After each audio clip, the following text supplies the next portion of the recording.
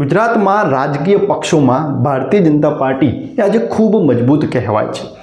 એનું શ્રેય કદાચ પ્રધાનમંત્રી નરેન્દ્ર મોદીને જાય છે, કેમ કે તેઓ જ્યારે ગુજરાતમાંથી જ્યારે મુખ્યમંત્રીમાંથી જ્યારે તેઓ કેન્દ્રમાં પ્રધાનમંત્રી તરીકે ગયા છે, એના પછી પણ ગુજરાતમાં એમણે એ રીતનું આખી પકડ રાખી કે જેથી ભારતીય જનતા પાર્ટી ખૂબ મજબૂત બની રહી. પરંતુ એક સમયગાળો હતો કે જ્યારે ભારતીય જનતા પાર્ટીની સરકાર પલટાઈ શકે તેવા પણ સમય આવ્યો હતો, અને એ હતો 2015થી 17નો સમયગાળો. 2017ની વિધાનસભાની એ ચૂંટણી જે ગુજરાતના મુખ્યમંત્રી તરીકે આનંદીબેન પટેલ હતા, નરેન્દ્ર મોદી વડાપ્રધાન તરીકે 2014માં જે કેન્દ્રમાં જ્યારે જતા રહ્યા, એ સમયે ગુજરાતમાં અનેક પ્રકાર એવા આંદોલનો થયા કે જેના કારણે ક્યાંક કોંગ્રેસની સરકાર બને એવા દ્રશ્યો પણ સામે આવ્યા હતા. એ વખતે એક ચહેરો કે જેને પાટીદાર સમાજમાંથી અનામતની માંગ લઈને બહાર આવ્યો, 22 વર્ષનો એ યુવાન હાર્દિક પટેલ કે જેને સરકારના નાક ઉપર દમ કરીને મૂક્યો હતો. ખૂબ પાટીદાર સમાજ એ જો કે શિક્ષિત સમાજ હતો, જનરલ કેટેગરીમાં આવે છે, એટલે ઘણા વર્ષોથી એ અમુક એવો સમયગાળો હતો કે જે પાટીદાર નેતાઓએ જ અનામતનો વિરોધ કરેલો. પરંતુ હાર્દિક પટેલ જે રીતે બેરોજગારીનો જે મુદ્દો સામે લાવ્યો અને એના કારણે એમણે એક અનામતની માંગ આપી સરકાર સામે કે અમને તમે અનામત આપો, જો ઓબીસી એસટી એસસીને જો અનામત મળતી હોય તો અમને પણ અનામત આપવી જોઈએ. આ રીતની એક વાત શરૂઆત થઈ. જોકે એ વખતે પણ ભાજપમાં અનેક એવા પાટીદાર ધારાસભ્યો હતા, પરંતુ સરકારની સામે જે આંદોલન હાર્દિક પટેલે જે કર્યું એની ખૂબ પ્રતિક્રિયાઓ સામે આવી. નેશનલ મીડિયામાં પણ હાર્દિક પટેલને એકદમ હાઇલાઇટ કરવામાં આવ્યા કે મોદીના ગઢમાં આવો કોણ 22 વર્ષનો જે યુવાન છે કે આખી સરકારને હચમચાવી રહ્યો છે, આવો કોણ યુવાન છે? આ રીતનું એ વખતે નેશનલ મીડિયામાં પણ એ ખૂબ હાર્દિક પટેલને ચગાવવામાં આવ્યો. હાર્દિક પટેલ ખૂબ એક પાટીદાર યુવાનોમાં ખૂબ મોટા નેતા બની ગયા. એની સાથે જ આગળ જતાં 14 ઓગસ્ટ 2015નો એ દિવસ કે જ્યારે હાર્દિક પટેલ એક મોટી સભા યોજે છે અને આક્રમક ભાષણો આપે છે, અને આક્રમક ભાષણોના કારણે એમાં ક્યાંક થોડીક ભાગાદોડી થાય છે, તોફાનો થાય છે કે જેમાં અનેક રીતે ગુજરાતની સરકારની પ્રોપર્ટી ઉપર ખૂબ મોટું નુકસાન થાય છે, કરોડોની સરકારી પ્રોપર્ટીને નુકસાન થાય છે. અને હાર્દિક પટેલ સાથે જોડાયેલા અનેક એવા આગેવાનો સાથે એમને બધા જ ઉપર રાજદ્રોહનો કેસ લગાવવામાં આવે છે. જોકે રાજદ્રોહનો કેસ એટલા માટે જ લગાવવામાં આવે છે કે હાર્દિક પટેલના અનેક એવા વિડીયો સામે આવ્યા હતા કે જેમાં હાર્દિક પટેલ એકદમ આક્રમક રીતે કહી રહ્યા હતા કે આપણે નથી મરવાનું, પણ આપણે જો સામેવાળાને જો મારવા પડે તો પણ આપણે મારવા તૈયાર રહીશું. એ રીતની આખી વાણીથી શરૂ થયું અને સરકારે એમના ઉપર રાજદ્રોહનો કેસ લગાવ્યો. પરંતુ ભારતીય જનતા પાર્ટી છે એમાં બધું જ શક્ય રહેલું છે. ભારતીય જનતા પાર્ટીની એક ટેગલાઇન છે કે સૌનો સાથ સૌનો વિકાસ, પરંતુ એ ખરેખર ટેગલાઇન સાચી નથી. સૌનો સાથ એટલે કે ભાજપ સાથે તમે જો જોડાયેલા હશો તો તમારો વિકાસ થશે એ લગભગ નક્કી જ છે. આ રીતની ભારતીય જનતા પાર્ટીની થીમ એ ઘણા વર્ષોથી રહી છે. ભાજપમાં અનેક એવા આજના સમયે નેતાઓ હતા કે આજના સમયે જે નેતાઓ છે કે વર્ષો પહેલાં એમના ઉપર અનેક એવા ભ્રષ્ટાચારના આરોપો, અનેક એવા કૌભાંડોના આરોપ લાગેલા છે, એમના કેસો ચાલતા હતા.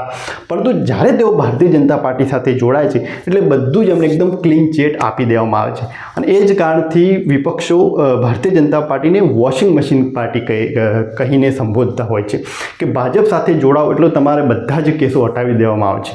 અજીત પવાર મહારાષ્ટ્રના પૂર્વ મુખ્યમંત્રી, એમના ઉપર પણ એ જ આરોપ થયો હતો કે એમના ઉપર તો કોલસાના કૌભાંડને હજારો કરોડનું કૌભાંડ હતું, પરંતુ જ્યારે તેઓ ભારતીય જનતા પાર્ટીમાં જોડાયા એટલે એમને એકદમ ક્લીન ચીટ આપી દેવામાં આવે છે. એટલે આ જ રીતે હાર્દિક પટેલ સાથે પણ થયું છે. હાર્દિક પટેલ જ્યારે ભારતીય જનતા પાર્ટીમાં જ્યારે જોડાયા, જોકે એ સમયે જ્યારે તેઓ જોડાયા ભારતીય જનતા પાર્ટીમાં, કેમ કે જ્યારે આંદોલનકારી હતા તો એ સમયે અમિત શાહને, નરેન્દ્ર મોદીને એમ તો ગાળો આપેલી છે કે ભાજપ તો મહાચોર છે. પરંતુ આ સમય જતાં જે રીતે ભાજપની જે હવા ચાલે છે એને આગળ જતાં હાર્દિક પટેલ એ ભારતીય જનતા પાર્ટી સાથે જોડાઈ જાય છે.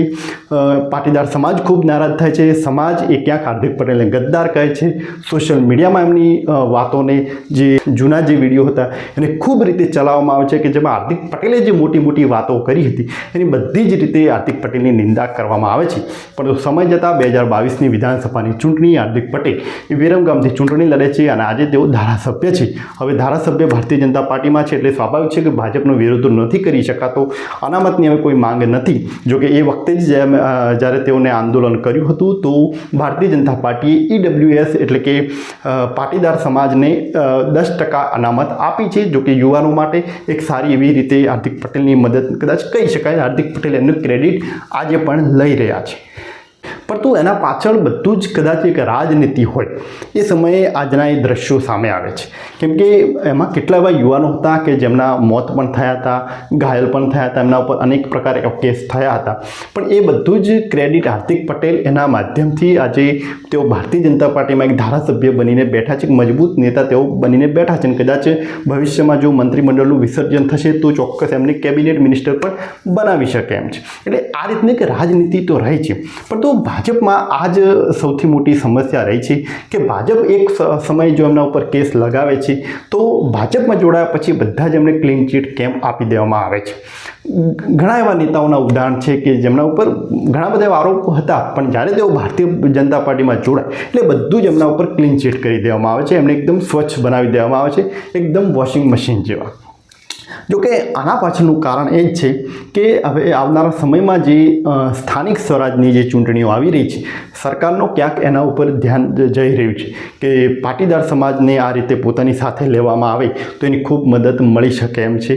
જે રીતે ગુજરાતમાં આમ આદમી પાર્ટી તો હવે લગભગ એકદમ કંઈ ખાસ કહી નહીં શકાય, એનું કોઈ ખાસ વર્ચસ્વ નથી. પણ પાટીદાર સમાજ એ બધી જ રીતે ભાજપને મદદ કરે, સ્થાનિક સ્વરાજ્યમાં આખું ભાજપનું એક ભગવો લહેરાય, ભાજપની એક હવા ચાલે, એના માટે આ UCC અને આ પાટીદારના જે કેસો હટાવી દેવામાં આવે છે, આ એક પ્રકારની આખી રાજનીતિ છે. સ્થાનિક સ્વરાજની ચૂંટણીઓ જીતવા માટે આ બધા જ મુદ્દાઓને બહાર ભારતીય જનતા પાર્ટી ગાળી રહી છે. બાકી સ્થાનિક સ્વરાજની ચૂંટણીઓ છે, વિકાસના મુદ્દે, મોંઘવારીના મુદ્દે, બેરોજગારીના મુદ્દા ઉપર તો લડાવવાની નથી, સ્વાભાવિક છે. એટલે બધી જ રીતે આ અલગ અલગ મુદ્દાઓ લાવી રહી છે કે જેના ઉપર ભારતીય જનતા પાર્ટી આ બધી ચૂંટણીઓ જીતવા માગે છે.